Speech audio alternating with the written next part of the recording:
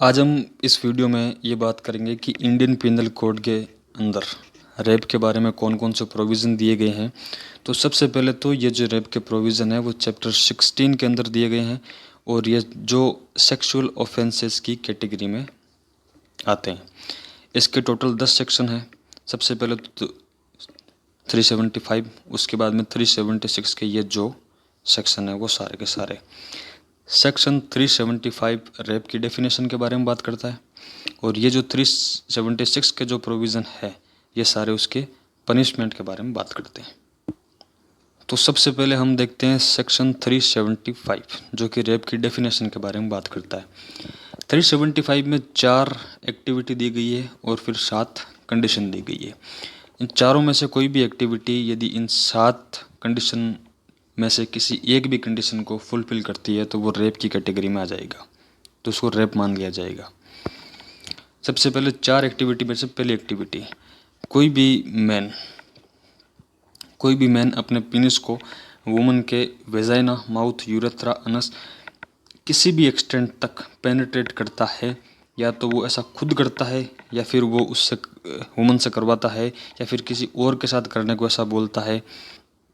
कोई भी दूसरी एक्टिविटी, कोई भी ऑब्जेक्ट या अपना बॉडी का पार्ट जो कि पीनस नहीं है उसको किसी भी एक्सटेंट तक वुमन के वेजाइना, यूरेथ्रा और एनस में पेनिट्रेट करता है, या तो वो खुद करता है या फिर उसको वुमन को बोलता है ऐसा करने के लिए, या फिर अदर पर्सन के साथ ऐसा करने के लिए फोर्स करता है। ये हो गई दूसरी एक्टिविटी। तीसरी एक्टिविटी है कोई भी वुमन के पार्ट को मैनिपुलेट करना ताकि उस पार्ट में पेनिट्रेट कर सके, या फिर वेजाइना, यूरेथ्रा, एनस या फिर किसी भी any part of the body of woman उसमें पेनिट्रेट कर सके। तो इस तरीके से मैनिपुलेट करना और उस पेनिट्रेशन करना, ये होगी तीसरी एक्टिविटी।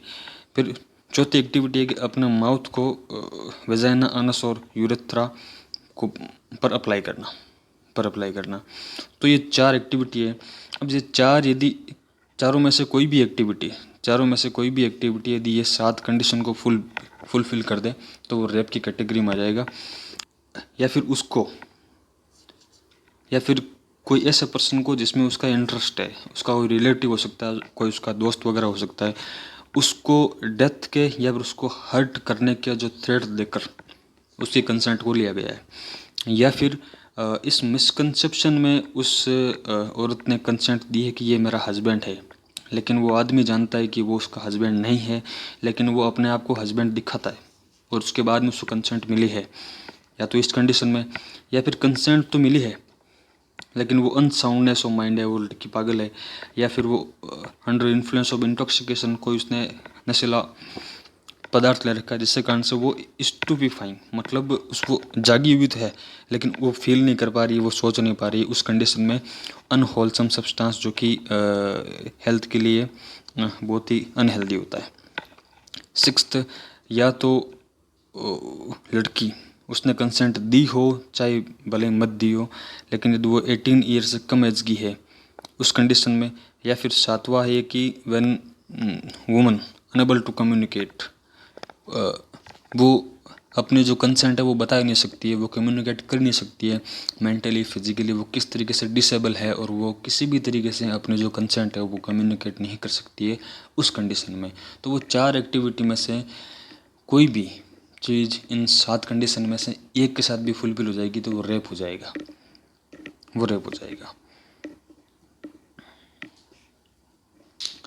अब इसका 375 के अंदर ही 2 एक्सप्लेनेशन है कि लेबिया मेजोरा है वो वेजाइना के अंदर ही इंक्लूड होगा। ये क्या वर्ड है ये आप खुद गूगल से सर्च कर लेना। एक्सप्लेनेशन 2 ये बोलता है कि कंसेंट का मतलब होता है कि अनइक्विवोकल वॉलेंट्री एग्रीमेंट। अनइक्विवोकल का मतलब होता है कि क्लियरली, स्पष्ट, वॉलेंट्री मतलब स्वैच्छिक, खुद की इच्छा से, या तो वो वर्बल, नॉन वर्बल, या फिर किसी भी गेस्चर से, यदि वो अपने कंसेंट को कम्युनिकेट करती है अनइक्विवोकल वॉलेंट्री एग्रीमेंट के साथ में, तो ही उसकी कंसेंट को वैलिड माना जाएगा। प्रोवाइडेड दैट यदि किसी वुमन ने सेक्सुअल इंटरकोर्स के दौरान फिजिकली रजिस्ट नहीं किया, उसका विरोध नहीं किया, तो इसका मतलब ये नहीं है कि उसने कंसेंट दे दी है। मान लो किसी आदमी ने बंदूक रख के ऐसा बोल दिया कि रेप करूँगा लेकिन तेरे को इसका फिजिकली रजिस्ट करना ही नहीं है, तो फिर लड़की उस कंडीशन में नहीं करेगी। तो फिजिकली रजिस्ट नहीं करती है इसका मतलब ये नहीं है कि उसने अपनी कंसेंट दे दी है। ये चीज़ डिसाइड हुई थी मथुरा बाई केस में, जिसको बोलते हैं Tukaram versus state of Maharashtra. 1979 में ये केस डिसाइड हुआ था। सेक्शन 375 के अंदर 2 एक्सेप्शन है, और ये सेकंड वाले के ऊपर काफ़ी अभी कंट्रोवर्सी चल रही है, तो दोनों को समझते हैं। एक्सप्लेनेशन पहला ये बोलता है कि मेडिकल प्रोसीजर होता है, जैसे कि 2 फिंगर टेस्ट होता है। जब किसी भी रेप विक्टिम का फर्स्ट मेडिकल करवाते हैं तो वो 2 फिंगर टेस्ट होता था। अब तो वो बैन हो गया, लेकिन पहले होता था। वो पहले वो इसी तरीके से चेक करते थे कि उसका रियली में रेप हुआ है या नहीं हुआ है। तो मेडिकल प्रोसेस में ऐसा कुछ ऑब्जेक्ट वगैरह पेनिट्रेट वगैरह करना, उस चीज़ में वो रेप की कैटेगरी में नहीं आएगा।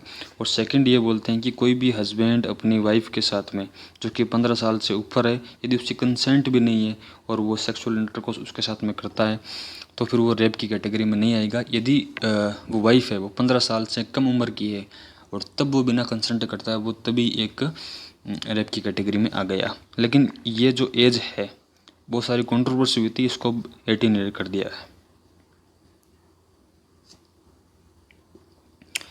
तो सेक्शन 375 पूरा हो गया। अब हम देखते हैं सेक्शन 376 जो कि पनिशमेंट के बारे में बात करता है। तो ये जो यदि इस कैटेगरी के कोई भी रेप होते हैं तो उसके लिए 10 साल मिनिमम सज़ा होगी, जो कि लाइफ इम्प्रिजनमेंट तक भी एक्सटेंड हो सकती है, और जो फाइन वगैरह भी उसके ऊपर लगेगा। फाइन कैसा, ताकि उसका जो विक्टिम का मेडिकल खर्चा पूरा निकल जाए, और जो भी डिस्टर्बेंस हुआ है तो उसको वापस रिहेबिलिटेशन में जितना भी खर्चा आएगा वो सारा का सारा फाइन के रूप में विक्टिम को दिया जाएगा। और लेकिन अब सब ये तो हो गया इसका सब सेक्शन 1। अब सब सेक्शन 2 आता है, जिसमें ऐसे बहुत सारे पर्सन के पोस्ट या फिर ऐसे नेम दिए गए हैं, पोस्ट दी गई हैं। यदि उस पोस्ट पे होते हुए यदि कोई व्यक्ति रेप करता है तो उसके लिए अलग पनिशमेंट है। तो सब सेक्शन 2 में कौन कौन से आते हैं वो देखते हैं। यदि कोई भी पुलिस ऑफिसर पुलिस स्टेशन के अंदर रेप करता है, या फिर पुलिस स्टेशन के अंदर नहीं, लेकिन मतलब जो उसका एरिया है पुलिस स्टेशन का, उसके जो प्रेमाइसिस बनी हुई है, जो परिधि बनी हुई है, उसके अंदर में उसका रेप करता है, या फिर कोई भी वुमन उसकी कस्टडी में है, या फिर उस पुलिस ऑफिसर के सबॉर्डिनेट ऑफिसर के कस्टडी में कोई भी वुमन है उसका रेप करता है, या फिर कोई पब्लिक सर्वेंट है और उसकी कस्टडी में कोई वुमन है तब, या फिर कोई भी आर्म्ड फोर्सेस का कोई पर्सन, या फिर कोई भी जेल या फिर रिमांड हाउस या फिर कोई भी इंस्टीट्यूशन, जैसे कि वुमन का हो गया, चाइल्ड का हो गया, तो इनके वेलफेयर के लिए इंस्टीट्यूशन बने होते हैं। तो इन इंस्टीट्यूशन के जो मैनेजमेंट के लोग होते हैं, यदि वो रेप करते हैं वहाँ के रहने वाले लोगों से, तो या फिर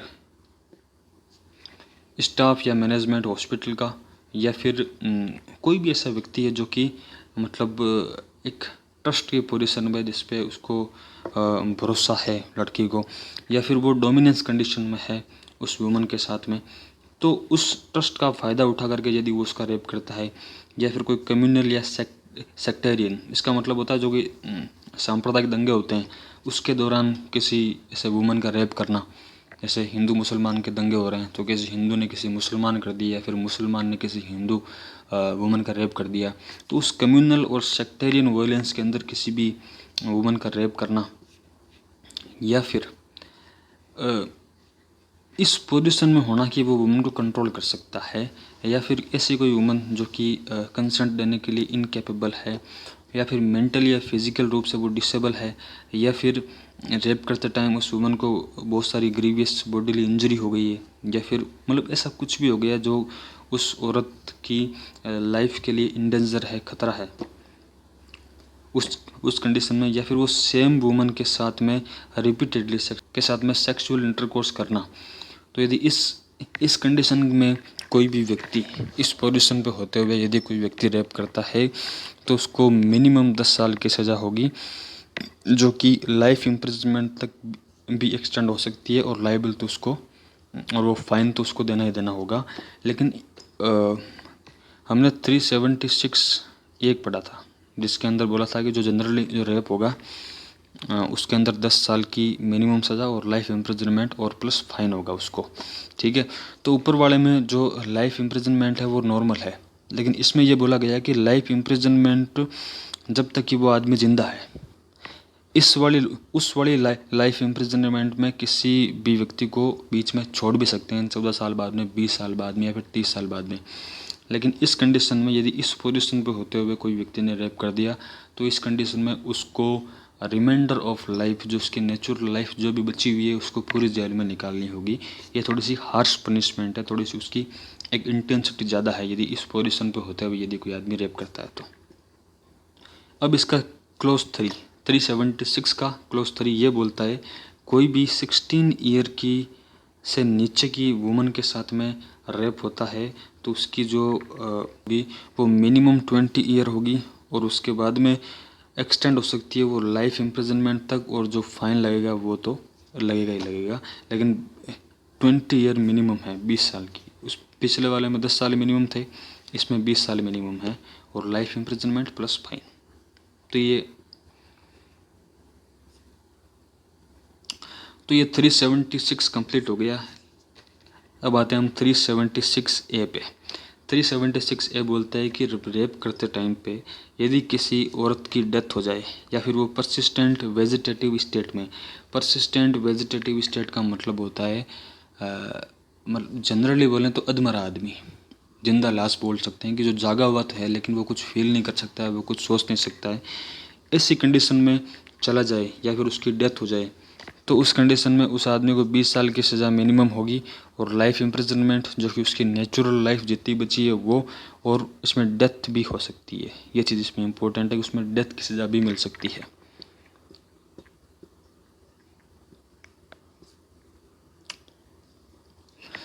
अब बात करते हैं 376 ए बी के बारे में। 376 ए बी ये बोलता है कि यदि 12 ईयर 12 साल से कम की वुमन के साथ में रेप कर दिया, तो उस कंडीशन में उसको एटलीस्ट 20 साल की सज़ा तो होगी होगी, जो कि लाइफ इम्प्रिजनमेंट तक एक्सटेंडेबल है। फाइन भी होगा, जो कि उसके मेडिकल एक्सपेंस है, जो मैंने आपको पहले बता दिया, रिहेबिलिटेशन के लिए जो भी फाइन, जो भी खर्चा लगेगा वो विक्टिम को मिलेगा एक्यूज की तरफ से। और इसमें डेथ तक भी पनिशमेंट हो सकती है। तो ये 12 साल से कम की वुमन के साथ रेप करने के लिए ये पनिशमेंट है।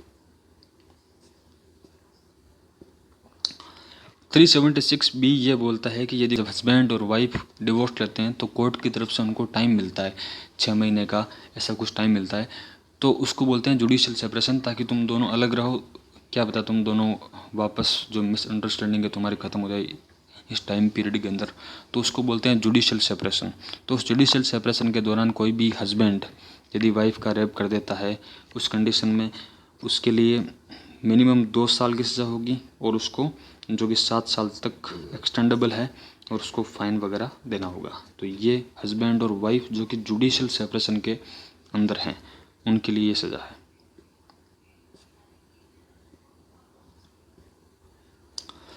अब देखते हैं 376 सी। 376 सी का ये मतलब हो गया कि यदि कोई आदमी ऐसी पोजीशन में है कि उसके पास अथॉरिटी है, या फिर उसके ऊपर ट्रस्ट किया जा सकता है, या फिर कोई पब्लिक सर्वेंट है, या फिर कोई जेल, रिमांड हाउस, या फिर कोई भी प्लेसेस जो मैंने बताया था कि इंस्टीट्यूशन जो वुमन के लिए या फिर चाइल्ड वेलफेयर के लिए बनाए गए हैं, तो उनके मैनेजर या सुपरिटेंडेंट को, ऐसा कोई व्यक्ति या फिर हॉस्पिटल का कोई भी स्टाफ का मेंबर रेप तो नहीं करता है, लेकिन अटेम्प्ट टू रेप करता है, अटेम्प्ट टू रेप करता है, या फिर उसको सीड्यूस करता है, इंड्यूस करता है सेक्सुअल इंटरकोर्स करने के लिए, लेकिन रेप नहीं होता है।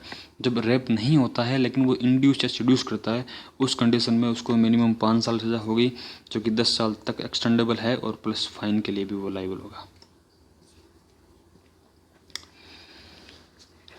अब बात करते हैं 376 डी के बारे में। ये बात करता है गैंग रेप के बारे में। 376 D, 376 D A, 376 D B, ये तीनों सेक्शन गैंग रेप के बारे में है। तो गैंग रेप में ऐसा होता है कि कोई ग्रुप में आदमी किसी वुमन का रेप करते हैं कॉमन इंटेंशन के साथ में, तो उसको गैंग रेप बोलते हैं। और गैंग रेप के लिए मिनिमम जो सज़ा होगी वो 20 साल की होगी, जो कि लाइफ इम्प्रिजनमेंट तक, जो कि रिमाइंडर ऑफ लाइफ में जो उनकी नेचुरल लाइफ बची हुई है उस वो पूरी जेल में काटनी होगी, यहाँ तक भी एक्सटेंडेबल है। और साथ में फ़ाइन होगा उनको, और जो जो फ़ाइन वगैरह लगेगा वो जस्ट या रीज़नेबल होना चाहिए, ताकि जो मेडिकल एक्सपेंसेस है और जो रिहेबिलिटेशन के लिए इनफ हो। मिनिमम 20 साल और life imprisonment remainder of life के लिए प्लस फाइन। 376D बात करता है यदि गैंग रेप 16 साल से कम की वुमन के साथ हुआ है तो फिर कोई इम्प्रिजनमेंट फॉर लाइफ मिलेगा और साथ ही साथ भी फाइन। और यहाँ इम्प्रिजनमेंट फॉर लाइफ का मतलब हो गया कि जो उसकी नेचुरल लाइफ बची हुई है वो सारी वो जेल में काटेगा। इम्प्रिजनमेंट फॉर लाइफ, यहाँ मिनिमम वगैरह कुछ नहीं है, उसको imprisonment for life, life imprisonment उसको होगी जो कि उसकी रिमाइंडर ऑफ लाइफ बची हुई है, प्लस फाइन भी उसको देना होगा। 376DB बात करता है गैंग रेप 12 साल से कम की एज की वुमन के साथ हुआ है, तब इस कंडीशन में इम्प्रिजनमेंट फॉर लाइफ तो है ही, इसके साथ में फ़ाइन या फिर उसको डेथ पनिशमेंट भी हो सकती है। तो 12 साल से कम एज का, इसलिए इसमें डेथ को भी इंक्लूड किया गया है। अब आता है सेक्शन 376E। ये बात करता है कि कोई भी व्यक्ति बार बार में सेम ऑफेंस करता है जो कि सेक्सुअल ऑफेंस रिलेटेड है तो उसके लिए क्या सज़ा है। जो आदमी सेक्शन 376 या फिर 376A, AB या फिर D या फिर DA और DB, ये जो ऑफेंस है इनको ही वापस करता है, वो पहले इन ऑफेंस के लिए दोषी करार कर दिया गया हो लेकिन वापस वो सेम ऑफेंस करता है, करता है, तो इस कंडीशन में लाइफ इम्प्रिजनमेंट तो होगी, इसके साथ में उसको डेथ पेनल्टी भी दे सकते हैं। अब लास्ट में ये मैंने इंडेक्स बना दिया कि 376(1) में, 376(2) में, 3 में, सब के बारे में एक ऑफेंस में क्या डिफाइन है और उनकी पनिशमेंट क्या होगी, इनके आप स्क्रीनशॉट ले सकते हो।